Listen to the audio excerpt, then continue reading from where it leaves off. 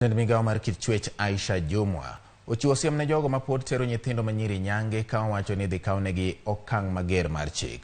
Jumwa oloso e nyasi mar hingo odiechieng' mar kedo kod nyange mar nyithindo ma nyiri e piny mangima. George Juma miyowa ler mar wachno.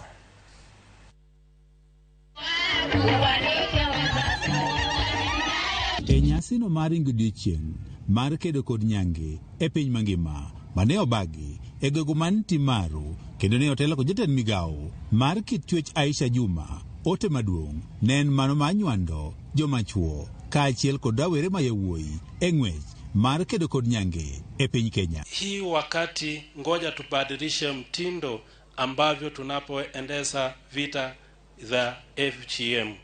Ngoja tutoke kwa workshops, tutoke kwa boardroom meeting. E twak mare kinde ma nyasini, jatend migao Aisha Jumwa ne owach ni piny owacho oseketo okenge mopogore opogore mar tieko nyango nyithindo ma nyiri e piny Kenya. I assure you of my administration support in ensuring that we eliminate FGM in our country, because it is not only against the law, it is endangering the health of girls.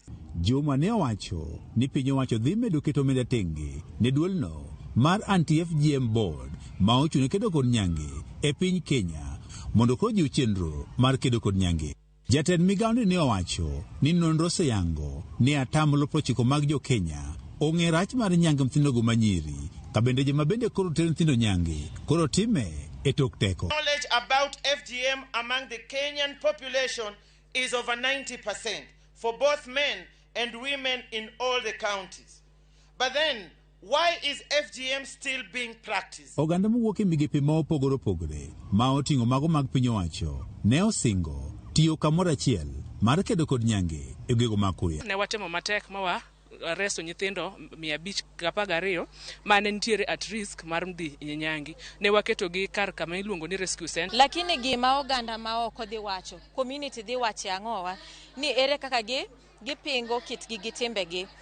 Lakini gima koro wasebedo ga ka watimo pod wapuonjogi. FGM reduced from 21% in 2014 to 15% by 2022. However, the 15% prevalence is still unacceptable. E kinde apedha mane otimi dwe mar 12 mar higa mokalo, obila ne omako oganda mathoth kod keth mato nyithindo ma nyiri nyange. Kabeli nyaka sani cases maromo 40 pontie doho. Machifu wawili ambao wako on very soon they are going to be on interdiction.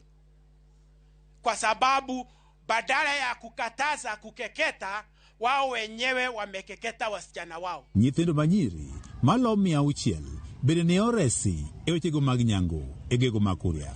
Kata bedi lek matieko FGM higa mar 2012 nokochopo kare. Jogo mosebedo e sektani mar kedo kod FGM kaachiel kod piny owacho koro pod wacho ni gintie kod geno mar tieke e kinde machiegni. George Juma, Ramogi TV, Migori.